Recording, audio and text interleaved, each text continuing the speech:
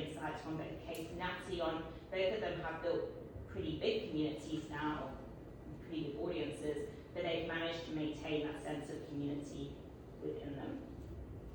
Content ultimately needs to convert, like guys who are running businesses, so like as much as it's nice to get a lot of views on the content, it's also about how do you use that to funnel people into your app. And ownership's key, like, and that's kind of ultimately where this sort of just own it tagline that you might have seen now floating around Sudor has come from. It's this idea of really taking ownership, owning your audience, owning your community, owning yourself, owning what you stand for, and owning your brand. So that's to kind of set the scene a little bit for what we are doing. And so, sorry, now Abby, to come to you, I think it'd be really good if we could also like kick off the discussion with maybe some insights of what you've seen work in terms of strategies for building communities on YouTube, because obviously there's being authentic, but I'm assuming there's also some algorithm rules that are helpful to follow. The algorithm rules. The algorithm, I feel like people see it. I think the most important thing to see when it comes to the algorithm is change the age of your audience. That is the algorithm. The algorithm is designed to feed you as a viewer, because we're all users of any social media platform. When it comes to YouTube, you are going in as a viewer as well as being content creators yourself. What the algorithm does is it gets to know your habits and feed you what you were looking for. You know, like you can sometimes find yourself getting, at the moment I get a lot of meditation videos because that's what I've been looking at and that's what my algorithm understands about me. So it's important for you to know who your audience is. That's what I'm getting to. It's important that you are following, making sure that you're very clear on who they are as people. You can do that in your studio. You can actually see what they're watching. You can see what they're watching of yours, what their behaviors are. Those are important things to really understand when it comes to growing your audiences. And it doesn't work against you, which a lot of people seem to think it does, but it really doesn't. It is about making it clear as to who you are, so that it knows what signals you're putting out there, so then it matches your signals with the people that are on the other side of the viewers.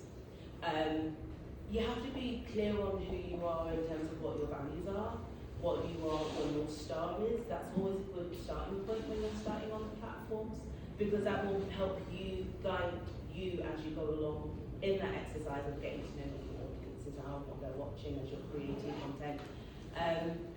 Authenticity is about knowing who you are, but I would also say when it comes to the audience side of things, it's being clear on what they're doing and what their behaviours are. Thank you. That's very insightful.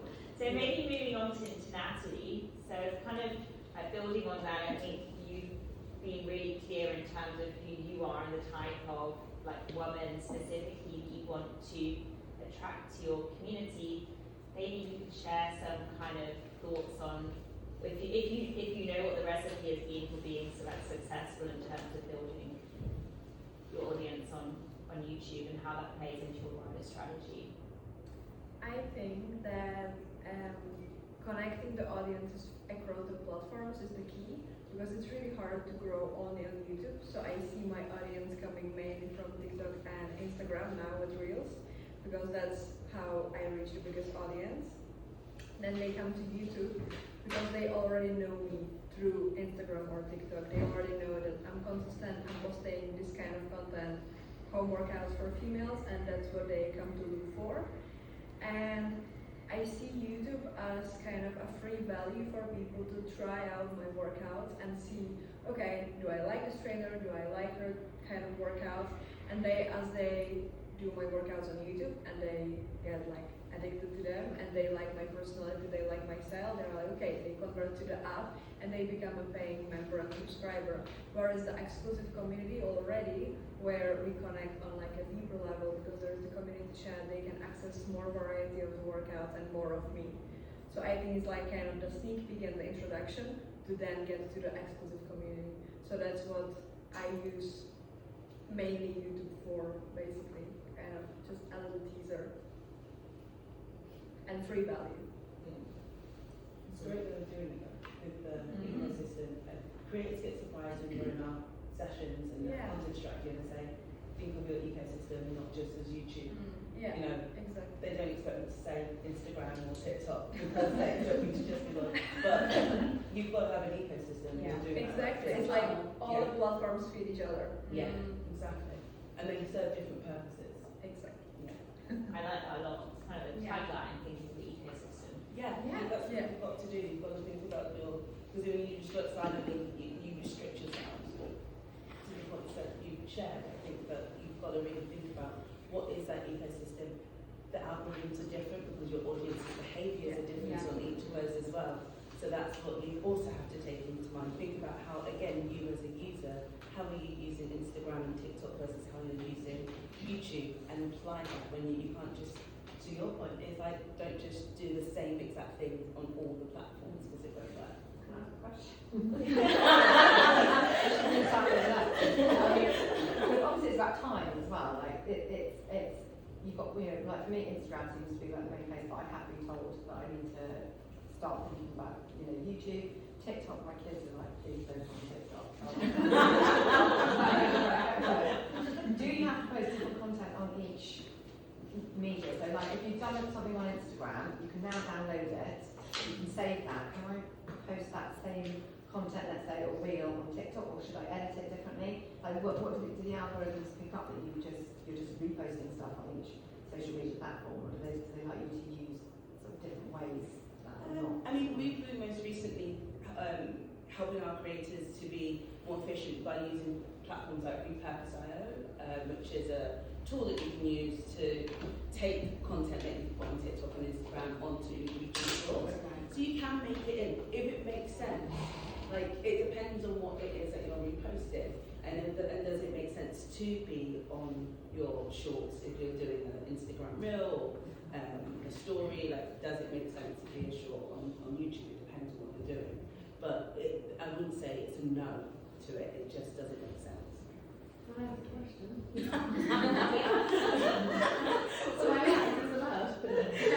also going to have time for questions at the end, but I'm also happy for it to be like interactive. Like ultimately, we want this to be a time that everyone gets value. So you've got to bring in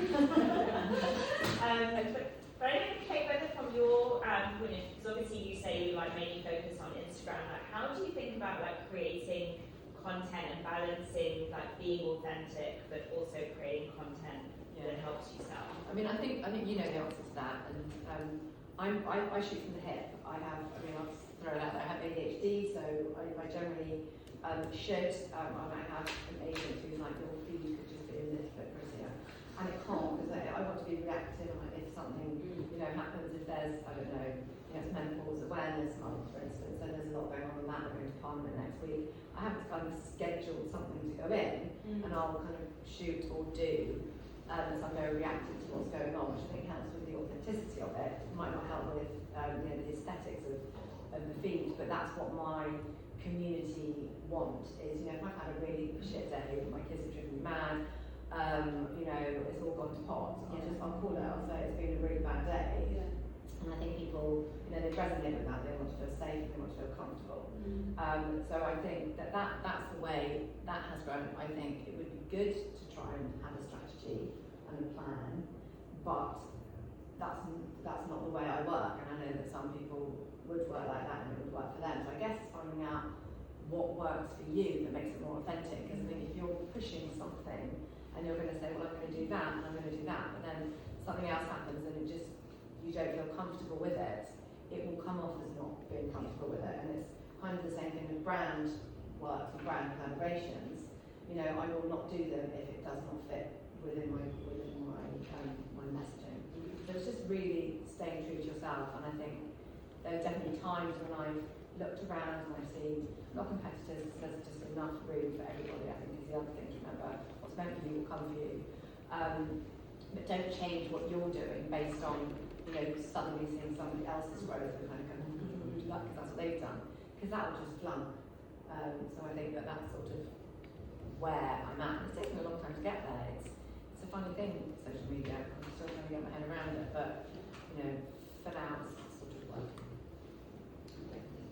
And so I think it's a nice foray into the brand discussion. So I think like either for Zora or for Elisha, one of you to dive in first.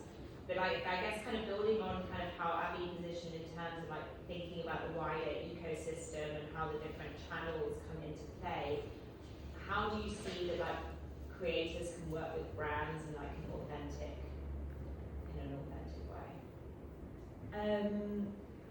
I think what's really important is, like touching on what everyone said about authenticity, is that, you know, creators are consistent with their niche. The ecosystem of social media and different platforms is so saturated, so it's really important that you know what you're about and who you are.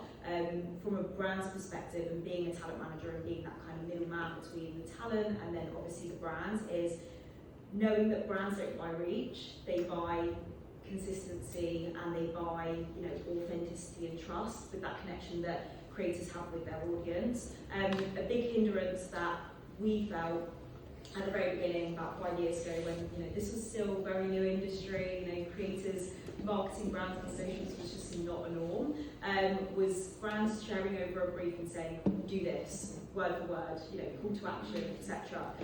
You know, from day one it was very much, this doesn't work, you're buying into this creator because you want to work with them based on what they're already putting out there, so work with them, not against them. From our side, you know, we're always pushing brands to make sure that they allow creators to stay authentic with even their branded content, and sometimes that can be a hindrance. It's not so much anymore, because I think brands are very much understanding with it, but I think that really ties in nicely to that authenticity of just allow creators to create, because they're the ones that know it best and they know what's going to work on their channel and generate that high engagement rate that anyone wants for, you know, their brand. No, I totally agree, and I also think that, to your point as well, so like just a little bit, like maybe I'll just recap what everyone said, but like find your North Star, totally, your why, super important. Don't try to create for every single algorithm, because you're gonna get swept up into the trends. You can jump on trends, don't jump on trends. Jump on trends if it's like specifically your personality, it makes sense.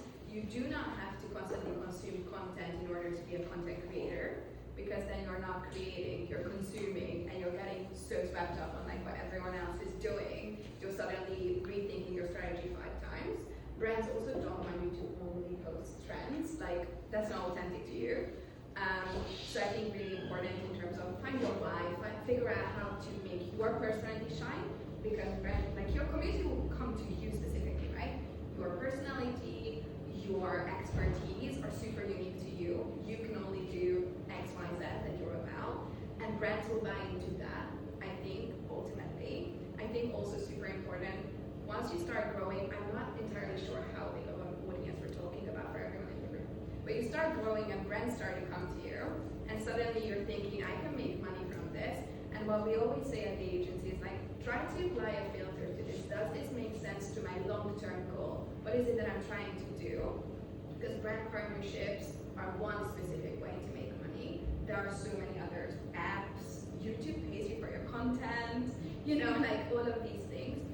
Don't say yes to every single thing. Like, be super protective of your brand, because if you start saturating your content with brand partnerships super early, because you can make like a quick, let's just say a quick buck on it, like sometimes the long-term game is better, I think, for brands as well. You don't want to be a billboard, right? I would love to give an example of Yes. that as well. We actually manage Kramer, who won TikTok Creator of the Year by TikTok last year. If you don't know her, definitely check her out. She's absolutely amazing. We found her at 30,000 followers a year and a half ago, and she was growing tens of hundreds of thousands of followers every single week. She's now reached over like 1.5 million across all platforms, and it's got to the point where in September there are no more bookings until December, and it's not even from those one-offs, it's from those building the relationships with these brands that she's got over time, because she knows what she is, she knows her brand, she's only going to integrate with the brands that align well with her. So for context, she's a travel creator, she does lifestyle content, and when we started working with her, you know, one of my biggest clients are sort of the makeup brands, so L'Oreal, Garnier, those kind of sides of things, and I said to them that you've got to be working with a creator like this that is attracting to different audiences that aren't just beauty and makeup. And now she's an ambassador for the brand, taking her products along on her travels. There was a video when she was in the safari, when she was doing her lip liner and her blush and whatnot in the Serengeti, and it was just one of those videos that organically people were commenting this is the best ad I've ever seen, because the brand allowed her to create, and now long term she's working with them consistently, and that's what's really important. It's not these one-offs, it's building those relationships over time for sure.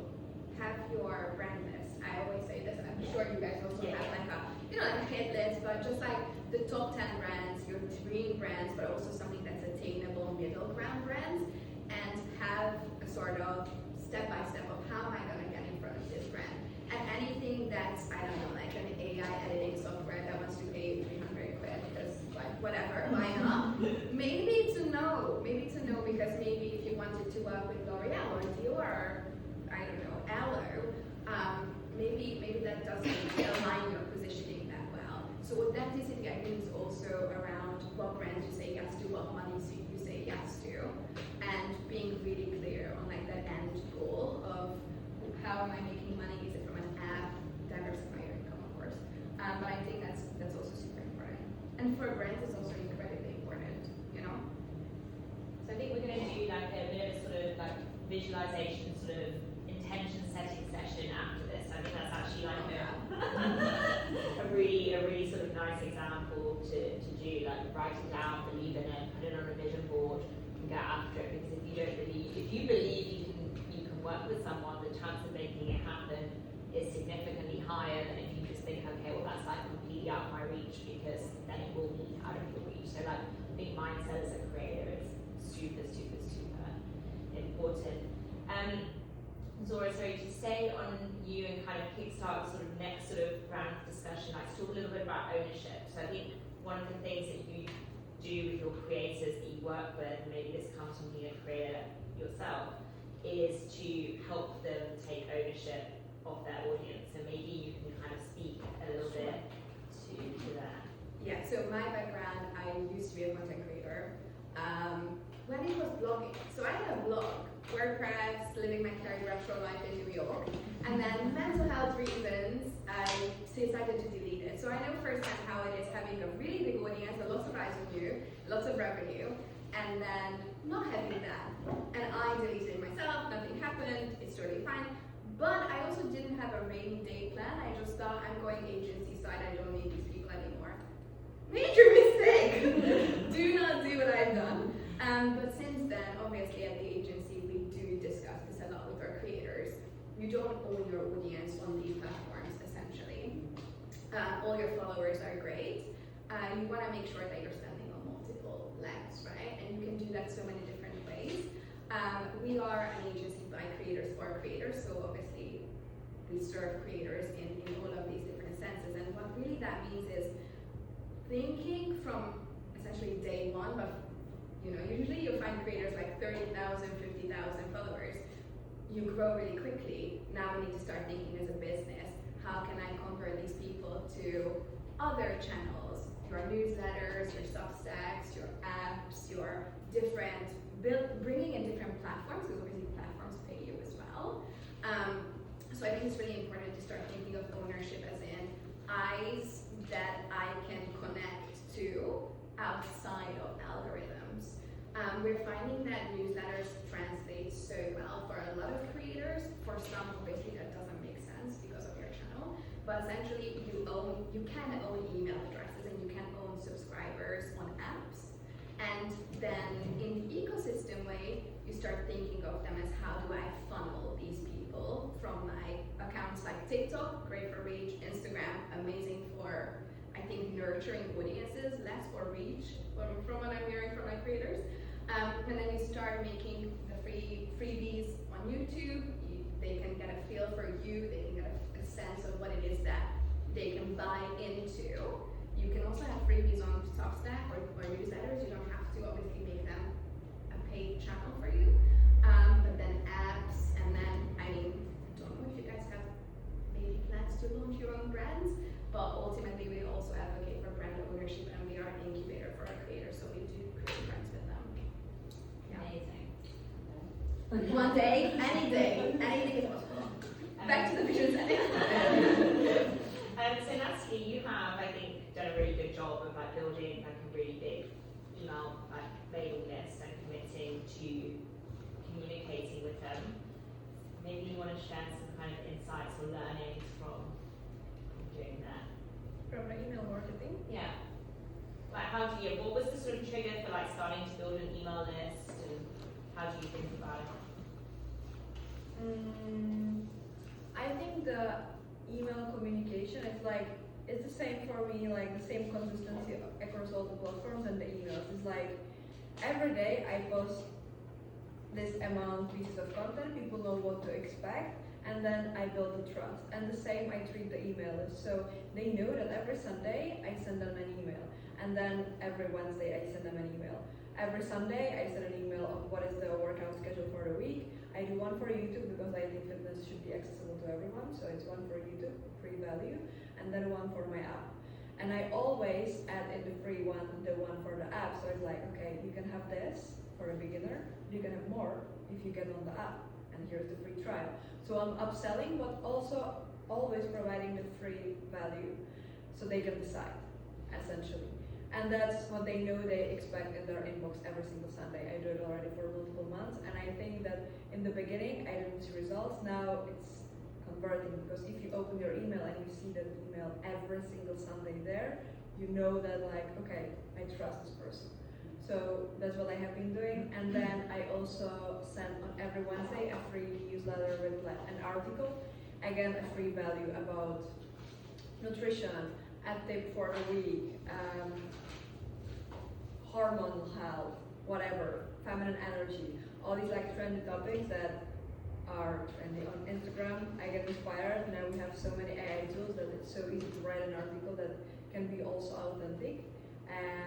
So I use that to again provide a free value, and then sometimes every week I send like every second week I send a full article. Every first week basically I alternate between a full article and an article, and click and see the full article on the app, because that's another thing I offer on the app. So I'm alternating between the free value and the paid value, so people know they can access it for free, and then I kind of always try to upsell them and convert them, but in not a way that they feel like I'm selling them all the time. There's always the free value.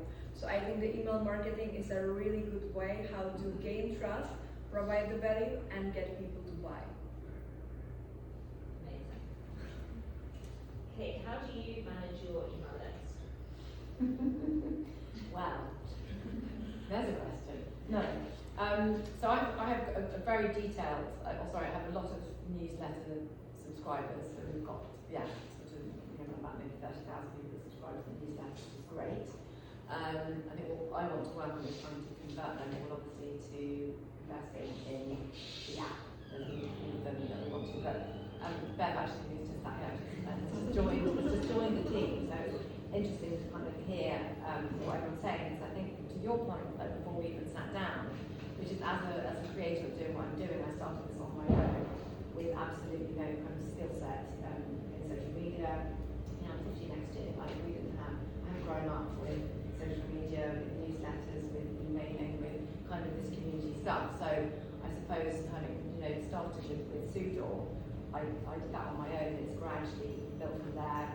But we do the email marketing. I'm loving the idea of free content. I'm always really scared to give free content, because I also think you need to know your audience, which I think is what everyone is saying. Like the women that I appeal to, or the women that I am working with, I don't know how much they would. I know everyone values free content, but sometimes that doesn't seem like a hook for them. So it's really honing in on what is the offer that is going to draw them in. I think most of the women are sort of plus 40. They're very busy, and again, sometimes too much content is too overwhelming, and so it's really trying to work out a way that works for them. But in terms of the emailing, we are actually funny enough about starting Sunday night emails. We've been doing fortnightly emails to subscribers of the app, and then monthly emails to the rest of the low-hanging fruit. and it works, but you know, a lot of it's trial and error, and we're going through a big process of that at the moment, which is exciting because you know, I'm getting more involved as Fev's come on. I've had other things to do, so I've let Kate, who's been helping me before, kind of manage it, but I'm having to step up and learn alongside Bev and see where that goes. But I'm quite glad I'm sat here and I'm taking notes because there's some great, you know, information, and I think maybe I need to understand that giving something for free on YouTube is you know, I'm really trying, I'm 2,000 on YouTube, I'm really trying to grow the YouTube stuff, and so maybe that's a way of. Can I add something quickly? I think we keep saying free content, and I think a lot of the times when we're trying to monetize, free stuff sounds like, oh, I'm doing all this work for free. So like, reframe your mindset a little bit around value. You're providing value and you're building trust, and that's really important. No one is buying cold. You can't tell me, you could tell me what you're doing, I love it, I still need to find value in that, right? And I think value is a buzzword for creators this year. Maybe you also find it with your creators. You can't really grow unless you're providing some sort of value on Instagram, on YouTube for sure, because long form content, I need to actually care about what you're doing to be watching it for longer than 3 seconds. So I think value, and I think valuing your newsletter, super important. Valuing the content that you're putting out there. Essentially every piece of content that you're putting out there is a way to convert someone, maybe not that same day into a paying customer, but in the long term you're building the trust game, right? So I think valuing the content. Free things is, I think it almost like cheapens it. Like I think your framework around it should be, how can I show up for the people, even if it's just 50 people who are on your newsletter, in a way that will make them say, right, I'm glad I read this today, you know, and it can be so many different ways. And later down the line, you can monetize your newsletter as well, you can monetize all of these things. I think, like, keyword is value here. What are your current discovery tools? What as a, like, how do I get people? Yeah. Instagram's my main, my main one. Facebook is growing again steadily. But really, I think every single, so, oh yeah, my book. So in the book, so yes, in the book we put in a QR code, and these guys are brilliant. And they're helping me with my second book. So we put in a QR code, it's a 30-day plan, and so they scan the QR code to do the workouts that are in the book, which obviously they have 4 months access to a separate way of doing the workouts, and then they can buy membership off that. And we have kind of like around about, I think, 7,000 or 8,000 people, you know, obviously get their emails and subscribe. And that's the low hanging fruit, and then obviously we want to try to convert them, and that is going to be the same in the next book as well. So we'll go thinking through. So yeah, and I've done a little bit of TV, and like women's magazines, podcasts, things like that. So that's how I guess we can come into. I think that's a nice foray into that, you know, maybe building on the point of value. I think that's a really nice way of framing free. So we're not talking about free anymore, we're talking about value. How would you kind of encourage people to use YouTube in terms of kind of, there's obviously a funny one, right? And like YouTube, you want to keep people on the platform, then there's a kind of own your audience and take it off. But how do you see that those kind of worlds like colliding probably as part of the ecosystem that you spoke about earlier? I feel like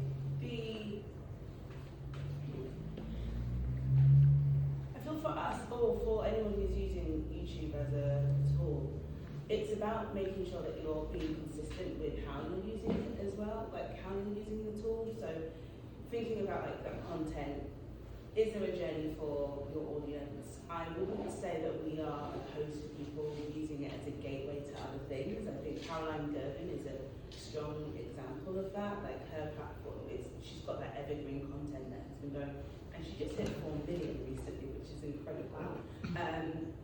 She's one of my favourites.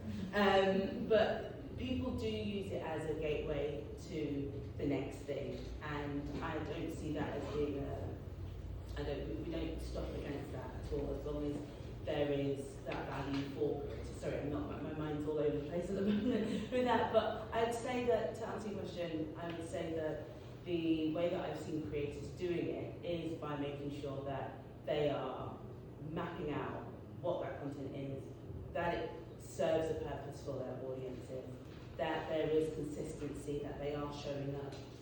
That's the most important thing. You have your time. I was talking to Annika about this. If you're going to post on a Wednesday, if you're posting on a Wednesday, that content is there for your audiences.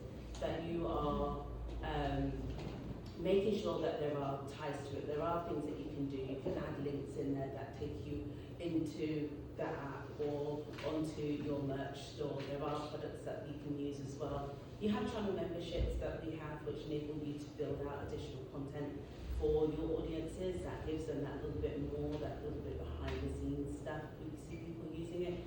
Or you can use merch so that you can set shopping so that you can sell your merchandise as well. So there are things that enable people to, as part of that ecosystem that we were talking about, that diversifying the revenue as well. It's not just about the content, but also about the things that are part of your business, so that folks could, so that people within your community can benefit from those things as well. Yeah. Not all over the place at all.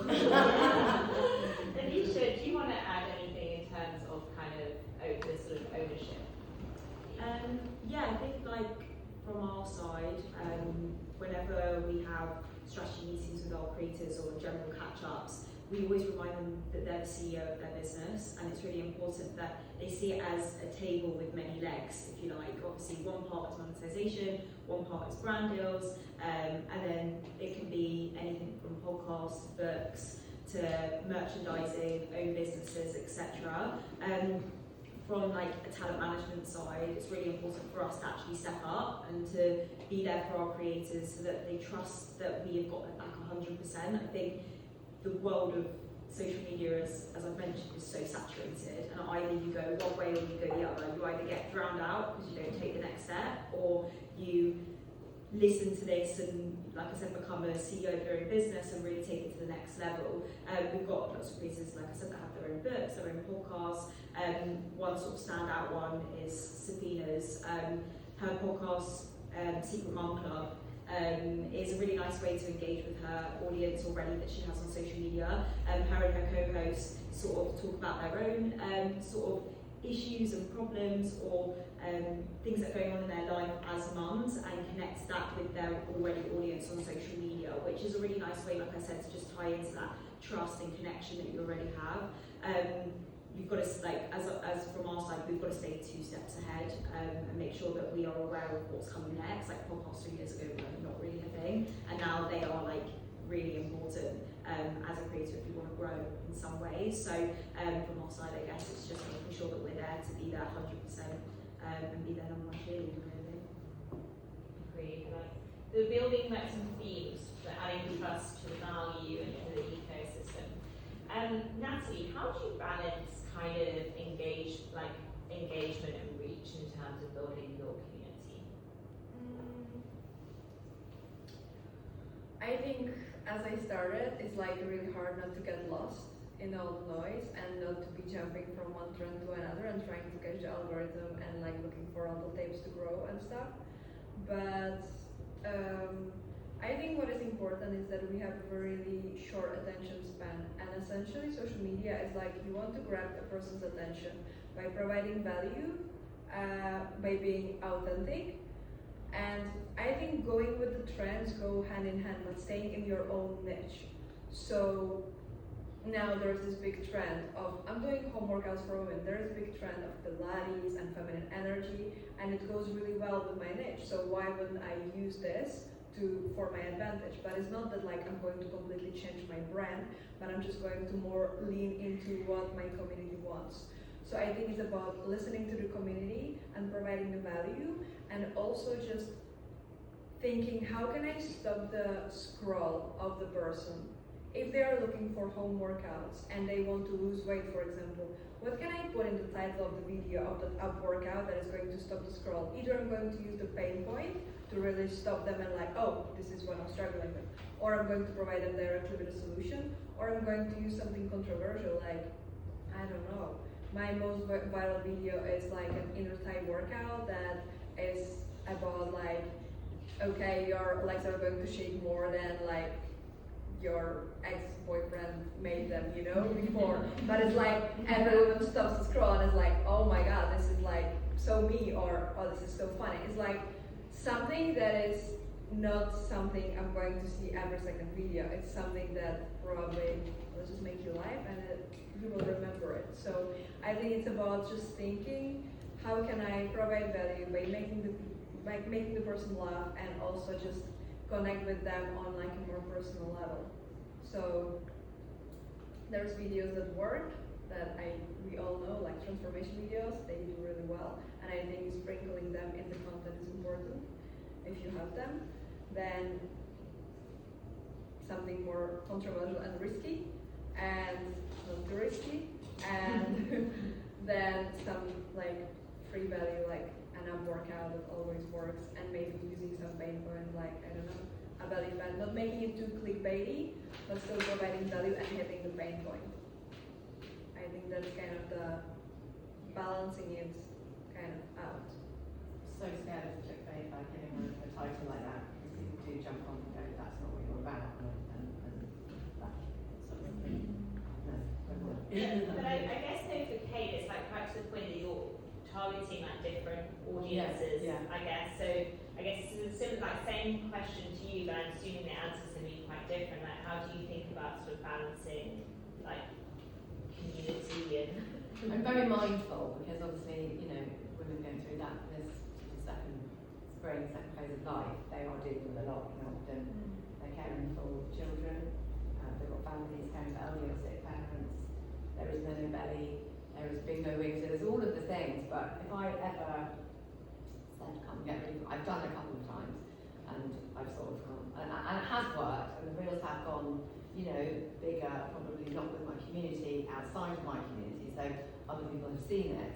But also it's not what I want people to focus on. I want people to focus on how they feel from the inside out. So it feels very clickbaity when I do it, and when I have done it, I've definitely been, I definitely get called out by my community if I do something that is very, you know, left field of what my messaging is.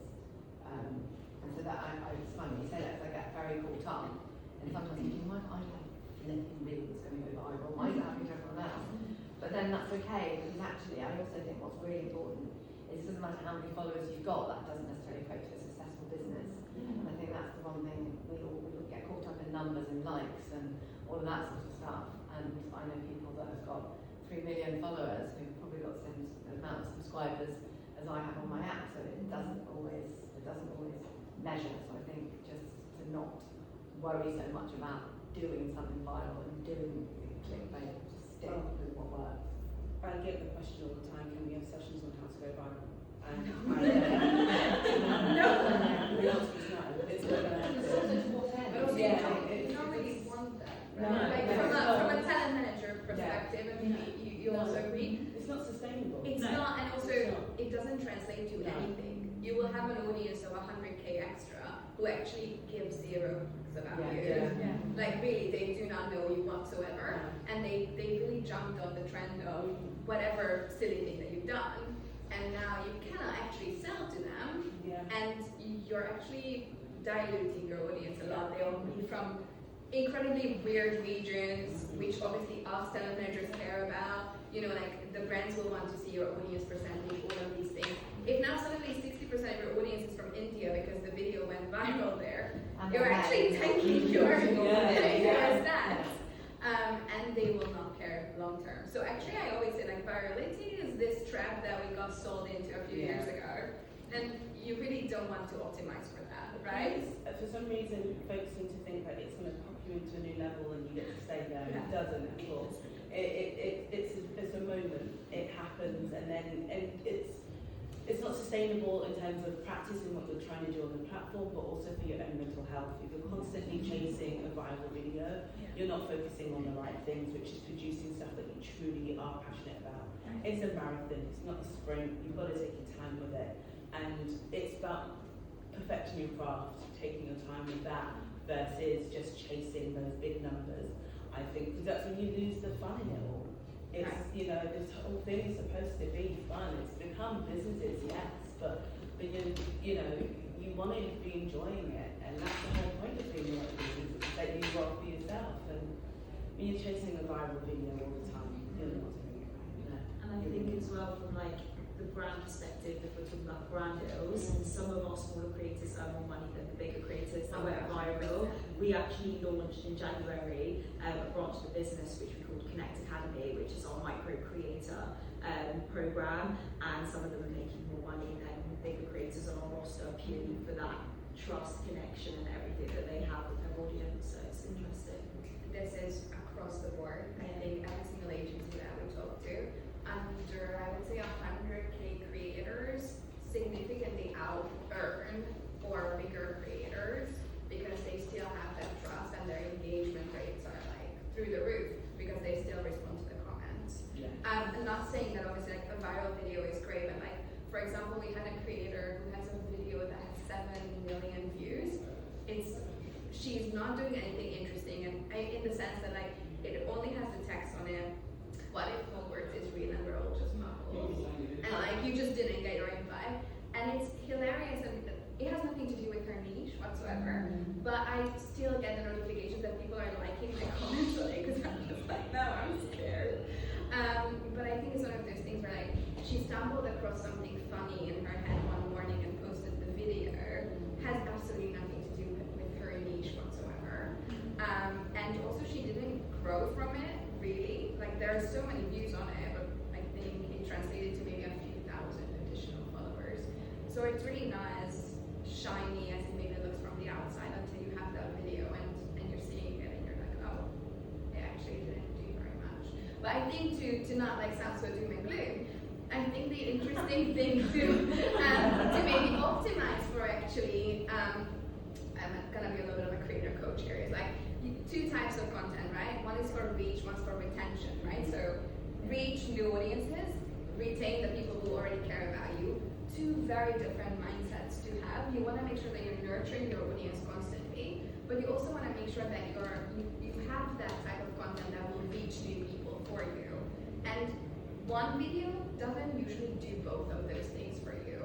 Or if it does, then I think maybe it fails to do either actually. So you want to make sure that you're sort of optimizing. And if you're not growing, maybe look at the content that you're putting out in these 2 buckets. Like, is it too much on the retention side and I'm not actually communicating what I do as a creator and what my value is, please come follow me, sort of thing. Or it's on the other side and people actually unfollowing me because I'm only jumping on trends, I'm only chasing the new followers, and I've actually failed to give you value to stay in the community. So like I think those are great buckets to just like apply over your content pillars. And then if a video pops off, amazing, but you also don't rely on that like viral video or like keep chasing that like shiny object that we don't necessarily know ever, you know? We're going to go to the audience for questions, finding amount of time, but just before we do, Natalie, I felt like you maybe had something, you looked like you wanted to say something. I would just like to say that it's like, I think it depends how you use those words, you know, because you don't need to call them bad names, but people need to find what they're looking for. So it's like, if I'm looking for an ab workout, I'm going to look like lower abs, lower belly fat even. And I think using those keywords is not doing harm to anyone, but it's really helping you get more eyeballs essentially and or go viral.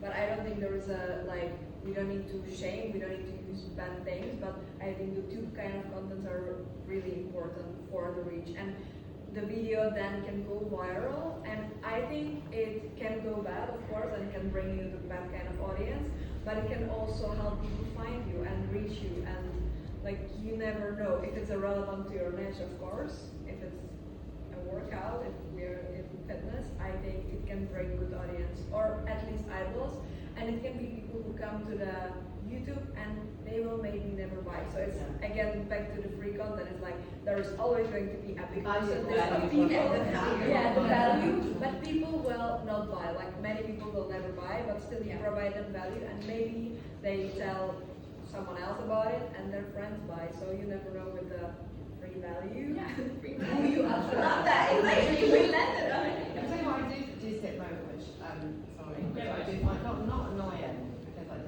and I, you know, it's a big country, and obviously with social media now, we are allowed to put out.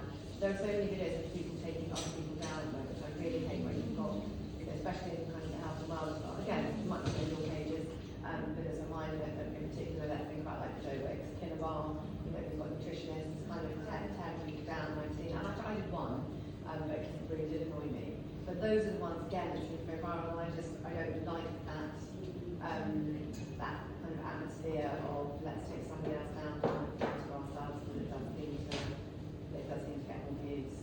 Yeah, but there's going to be viewers out there who are looking for what you're talking about, like the opposite of that, Yeah. and that's where you've got to stay with what's true to you, you know, because there are people watching and looking for that. So I think, yeah, don't worry about that. People love sharing their opinion, and I think it's also like if you're saying something risky or controversial, you can still make it on brand for you. You don't have to be negative. You can still aim to spark a conversation, because essentially what will go viral is the amount of comments that it racks up, the amount of shares, the amount of saves. So if you can know this and make an educated like strategy around, I'm gonna say something that I know is a controversial opinion. I mean, I'm sure that you guys all know about hooks.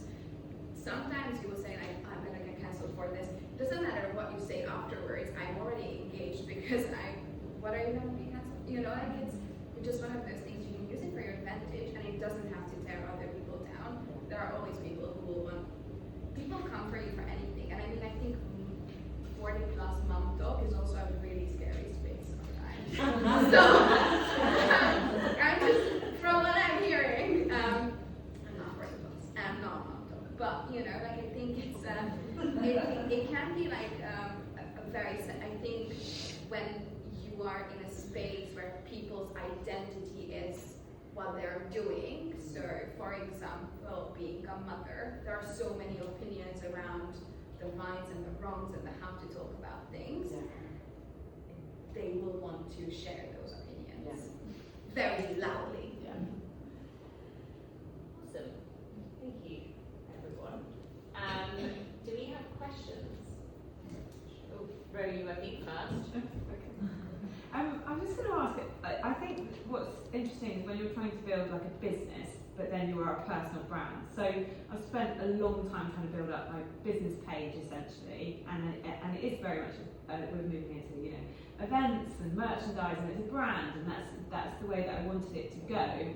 But then what is that balance between, do you think you should have two separate pages for like, when you're trying to be I am a personal brand and people are signing up to my workouts, but it's being part of something bigger. Do you think you can combine all those things in one place, or is that too complicated and I have two separate handles on Instagram. So I have Kate RH _ fitness, because that's where it started. Yeah. And then obviously Only Menopause, which is my app. So I generally post, you know, my big two kids don't want anything to do with me. In a nice way. It's not cool enough, and so menopause. But my younger one, actually, he's got a rare genetic lung condition, so I actually use my personal page as well to kind of talk about family stuff and raise money and do like half marathon on Sunday. So just like me as a person. And then Over Menopause is more like I've got facilitators, so there's sort of 6 or 7 other trainers that train on the app. So sometimes talking about them. So sometimes I'll cross share the content so that people are aware of both. Yeah. But one is more my life and what I'm doing, and then the other is normal. The idea of restarting again is quite painful. That's really my Only Menopause is growing. I mean, actually, they're both growing at the same time. I imagine there are followers on both. But I do also think like for brands and stuff, and obviously you guys might know better, it is nice to have the two, because I can then do things under both umbrellas. You know, and like the podcast, I had a podcast, and that was Only Menopause podcast, and kept that there. But actually, I'm now changing that to do podcasts under Kate's Rowe-Ham. So, you know, as you grow, as you change, I think if you've got both, it does give you a bit of scope for maneuverability and a better presence and more credibility. Yeah. I have a follow-up question. Do you have the personal brand already, or did you start with a business account first and now you're trying to build your personal account? Yeah, so the business account is the one that I've got a following on. So my personal one, yeah, I've got a couple of thousand, but they're like eights, you know, like I have to, yeah, I have to kind of really start. Because I think it's interesting because it's usually the other way around. So I think a lot of the times creators will monetize their audience and start a business page. But I think ultimately it depends on what purpose you see for your personal brand. I always say to creators, because it's usually the other way around, that the goal really is for the business page that you can step away from it. You can still have like a sort of once a week check-in, but essentially what you want to aim for is to have other people run your business with you, and then, I don't know, later on maybe retire early and for you. So I think if you can funnel your personal brand back into the business page, sure, but if you're seeing it as like this is a headache I don't want to deal with, then there are so many other ways that you can show up in personal branding. Depends on like, again, like what is the funnel that we're building, and what purpose would that channel serve in terms of essentially getting more eyes on the page, or like monetizing, things like that. Something to consider. Okay. Also, if you're stressed super thin, like I don't advocate for starting 50 other channels. Like do one thing well, and then you can like revisit things, you know? Yeah. Cool, thank you.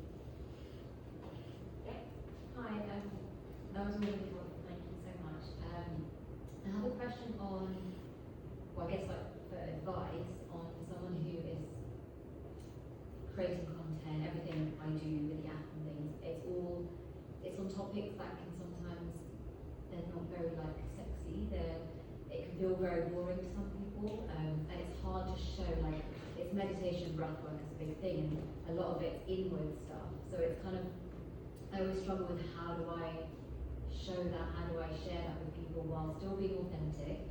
But if I was being super authentic, that would just be me sitting here meditating, and that would be a really boring video. So it's kind of like what kind of advice do you have where, yeah, kind of the balance of both, where it can get out there to be shared, to help people to see the benefits of it, but still be interesting to get as well. Is this a page for your business or a page for your? I only have one page, so Okay. it's business me, yeah. Do you share much about like who you are or what you're about on there? I do. I mean, it's really small, really tiny, so I don't have some of the other things to balance as such. But yeah, I am trying to share that it's me and how it's impacted me, and hopefully that will resonate with people. But I'm just constantly struggling. The like two things are what I've just mentioned. The other one is just that time of, yes, I know I should be going onto YouTube to give more value and things, but it's just time. Like I have 2 young kids as well, and it's just so overwhelming. Like how I don't know how I would find more time to do all that. I think there's like 2 sides of it. One of it is just people buy into you, and I think you've already said that like you're sharing more about yourself. I think a lot of the videos, especially in the like health and wellness space, that I see is like my 5 a.m. morning routine, or like my realistic morning routine, and it's just having that relatability. Like for me personally, like that resonates to me, but to someone who's a mum potentially, seeing their day-to-day life is really powerful. And I think as an example, kind of not on the health and wellness space, but Sabina, the creator I mentioned before, every morning she'd do a video packing her children's lunch boxes, and it's like, silly as it sounds, at the time it was like not a norm. Now a lot of creators have jumped onto it, but it's so relatable because most mums in the morning don't really have time to do X, Y, and Z. And I think it's just sharing your life and what it's like to be you, and then how what you do in sort of the health and wellness space like helps to support the day-to-day life, and why you think it would benefit other people. On the sort of time thing, sort of leading on from CEO, I think investing in yourself is the most important thing ever. We've got, like I said, creators that got to a point where it was like a roadblock, because they were earning so much money. I think at the beginning it's like just giving so much so you can earn monetization in all these other ways. But I think when you get to that point, investing in yourself is like the key thing, because then it allows you to focus on what you're good at, which is the creative, and allow someone else to do the editing, someone else to do X, Y, and Z. So I think, yeah, answered your question. Yeah, thank you. Can I build on it just a little bit? Like I think also if there are so many ways ways that people communicate in the specific space that you're in. If I saw you just like a video, okay, you're meditating, you can use it as like an algorithm cleanser. You can use it as this is your reminder to take 5 minutes for yourself, sit with me. Like, there are so many ways to call in your audience, because the people that will be resonating with your messaging will stop. So there is that awkward phase where you're feeling like you're just talking to no one, and maybe that's where you're at right now. Consistency, if you're trying for batch recording, I mean, I'm sure that you guys also suggest that, batch record your content. You know, if you record it yourself one day, that content can go out every single week. It's new people seeing it. You're the only person who's conscious about this. I've posted this before, or like I've seen this video before. Use a different hook, try different things, but like I think you can so lean into the space that you're in. It's all about meditation and breath work.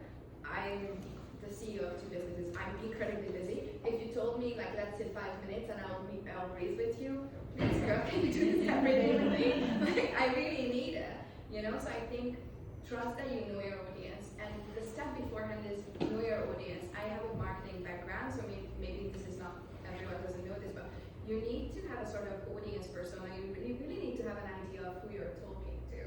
So if you have even the ballpark of what does this person do, how does her morning routine look like, maybe it's a he, maybe it's a she, I don't know, like, you know, things like that, you can lean into that and say like, actually talk like you're talking to that specific person, because this is also going to the reach, right? The algorithm doesn't work against you, it works with you. You really need to lean into figuring out who you're talking to. So I think it's totally fine to actually post that. It doesn't have to be shiny things, because trust that the people that will buy into your personality will want to jump on that 100%. And there are a little bit of ways, as you mentioned as well, AI tools. I talk to ChatGPT more than I care to admit. This is the video that I'm doing, this is who I want you to talk to. If you don't have time, how can you maximize this content? I think you mentioned repurpose on it. Yeah. You know? Write that down. Exactly, write that down. You can cross-post the content, you know? And like TikTok favors Scrappy, Instagram favors College, YouTube Shorts. Both. I was like, But you think it's polished, but it doesn't have to be. you know, so like, I'll just add to this. Also, when you are posting, being proactive in the comments and likes and shares, like your community isn't just, you're building a community, not an audience. And that's what you want to be doing. And when you put actually, content, write that down. you know, and that's where you've got the tools to connect with people and build on that. So yes, you might be doing a video where you are, and it's not just meditating, you are meditating, you're providing value. It's not boring. You know, that's the you know, and that's what I'd invite you to change. On yours, isn't it? Yeah, I'd invite you to change your mindset, because that's what you said. You said this is content that's boring. That in itself is a blocker. Change that around, so value to somebody. Someone will find it and will want to engage with that. You're doing that on the screen. You are engaging with them, communicating with them through the likes, through the commentary, through your community posting. That's where you start to build that interaction off the screen as well. So there are ways of doing it. I've got a question on that. ManyChat and things like that. What's the score with that? Is that good? Is that random? Is that I know it's not necessarily YouTube, but on Instagram, obviously the automatic response. So if you've got like seed A, call to action on your post like winter, if you want my free ebook for winter, and so then obviously, you know, if you're getting like 500 comments or 200 comments, you can't reply to you can't reply to ebook individually or to the ManyChat, which is obviously inbuilt, so just comment on the next reel. Is that from anything maybe? I use it, and I think it's like an automatic tool. Why wouldn't you use that if you can? And first of all, it basically sends the link directly to the inbox to people, so they don't need to go to your profile, click, and so on. Like, there's much lesser amount of time they need to access the content you want them to. And also, it increases the engagement of your posts because you get more comments. So I think it works really well. And I think it can get people to your newsletter in an easier way as well. And once you set it up, it's super easy. I've been giving value by giving There you go. reply. I actually have a controversial opinion on this. Use ManyChats, but your comment section is SEO optimized. So if every single person is responding to that one comment, you're essentially telling the algorithm whatever the word is that you're using. So what I tell to all of our creators, I'm like, you can hate me for saying this, but go back on the comments and actually start conversations. Let me know how it goes and use SEO, not just on ManyChat comments, every single your comment section is SEO optimized. The conversations that you're having in your comment section are the most important conversations you're gonna have because it feeds the algorithm. Ask open-ended questions. If you comment back to me, thank you. In fact, I train our creators on this because I comment on every single one of their posts. I'm like, no, thank you. Let's rerun this. Like, how can we have an actual conversation that still relates to the topic? You want to make sure that you respond to the ManyChat comments because everyone knows it's an automation. You're not building community with ManyChats. You're building access. You're getting value from ManyChats and you're giving them value. But you want to start those conversations. How did it go? Let me know if you have any questions. More of XYZ tips coming. Things like that. I don't know if ManyChat allows for this to be automated as well. Reply, and then often if I have got time, because people won't necessarily, sometimes you don't, I never put in say that word. I'll just let them comment if they want to comment. Sometimes I will, sometimes I won't. But you're right, that kind of automated, thank you, check in the DMs, that's it, right? It's the end of the conversation, it's not going anywhere. And then sometimes if I have them, I will then go in and go, how was it, did you enjoy it? And then try and get a conversation, but that's good. I think if you're time for it, that's still something you should make time for. The comments. And everything. Yeah, that's what's going to build when you were talking about scheduling. When you schedule your content, don't neglect it. Don't be like, okay, that's going to go out on Monday at 9 o'clock, it's done. Your work is not done. Your work is to go back and then answer comments and just keep. So that's where the magic happens. That's where it starts to really push your content. So if you do start to schedule, batch and schedule, also you've got the responsibility of going back to your comments. So I would just like to add, because with the comments, I think I would say it goes more with DMs. For example, for my community, it's like people are afraid to share things in the comments. So I have the conversations, the best conversations, the most converting conversations in the DMs. Yeah. So I don't know, down in the DMs, as the song says. like answering all the emails, like answering all the comments, I think that's super important. Because when you're in a community, you talk to each other, right? That's the whole point. That's the That's thing. what you've got to remember. And everyone jumps to the comment section. Like I don't know if you guys follow Pretty Little Marketer, but I've just seen this post this morning, so I'm gonna share it. It does go, everyone goes to the comment section. Comment sections are the most converting things ever. We have actual conversations. Like if you see a post and then you're like, you know when there's a comment that says, I ran to the comment section, it's true. You know, not right? Not on every single creator post, of course, but that's a mindset to have, right? And you want to make sure that you're having those conversations. Very true, it does convert in the DMs. And actually, if ManyChat sends DMs, I know that ManyChat also has follow-up messages. So make those follow-ups personalized, you know? And you can still connect with it's just not gonna be SEO optimized, you know? It's a different way of making sure that you're converting, essentially. Amazing. Sorry, super long-winded. No, all good. If we take one more question, but it needs to be a very concise answer. In terms of strategy, so we're talking about jumping on trends and doing things quickly. What's the balance, or how much should you sort of plan ahead, as in, newsletters, the strategy, what you're trying to do, who your audience is, personas, all that kind of stuff, to just get something out there because we need to do that, and actually this needs to go out because it's something that's come up and that's I'm going to post about it, or it's like it's just that balance between how much planning versus reactive, I guess. Can we do this as like a literal one word, one sentence answer running? Because Abby doesn't need. So sorry, not really. But I think literally like everyone, like almost like a quick fire end of the podcast. I would say 80-20, like 80% of your time should be like thinking about stuff, reaching 80% of your audience, 20% where you're hanging around, like you're reactive. That's what I would say.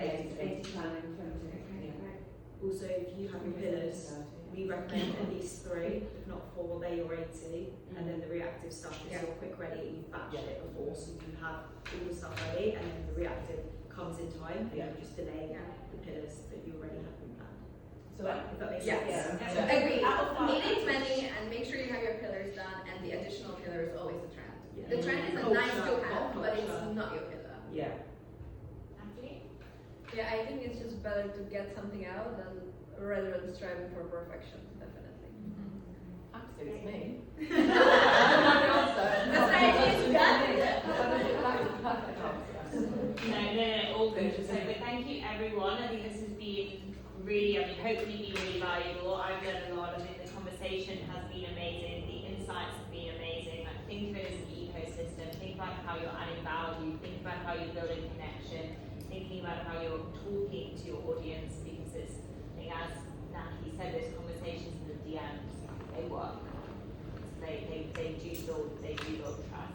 We're going to do a session with Kat now. Then we have an hour scheduled for lunch, which means we will probably run a little bit into that. But that's going to be an opportunity to mingle and to ask questions of the audience of the panel.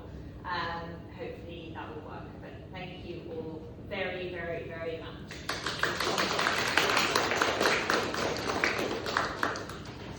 I feel like that's a good